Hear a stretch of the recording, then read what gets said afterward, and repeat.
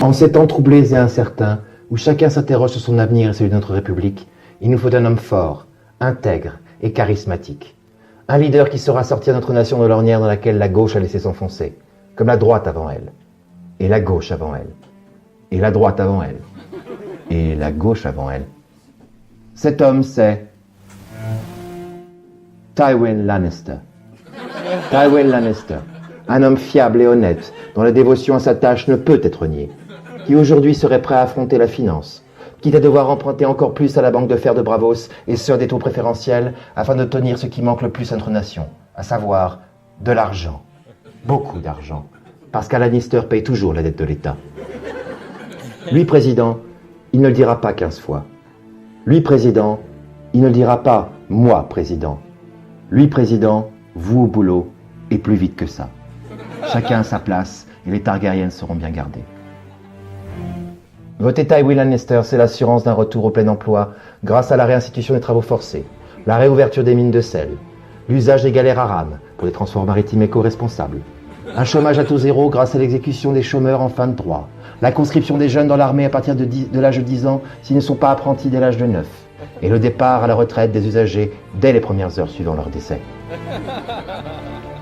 Tywin Lannister, un homme qui en politique n'a jamais prôné la langue de bois et que la diplomatie n'a jamais empêché de dire tout haut ce que tout le monde pense tout bas.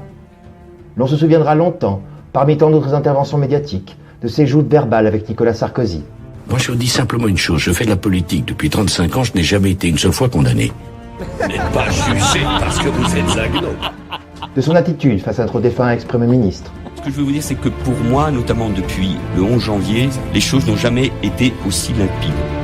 Protéger les Français, réformer le pays pour aller chercher la confiance. Et je ne peux pas, et nous ne pouvons pas dévier avec le président de la République. Quand tu les entends murmurer régicide derrière ton dos, ça ne te contrarie pas? De son propos ouvert sur la carrière de Michel Alliot-Marie et sa légitimité à la présidence. J'ai occupé un certain nombre de ministères qui sont les ministères au cœur de l'État. C'était une pute. De sa réaction immédiate lors du discours forcené d'Emmanuel Macron. Je porterai jusqu'au bout. Mais maintenant, votre responsabilité, c'est d'aller partout en France pour le porter et pour gagner.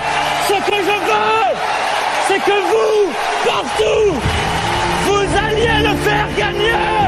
Parce que c'est notre projet. Vive la République. Vive la France. Silence. Silence! Du camouflet qu'il a récemment infligé à Marine Le Pen face à ses propos populistes et hontés.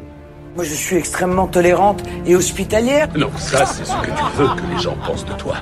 Vous l'êtes vous-même. Est-ce pour ça que vous accepteriez que 12 clandestins viennent s'installer dans votre appartement? Vous accepteriez pas? Tu vas dire une parole intelligente?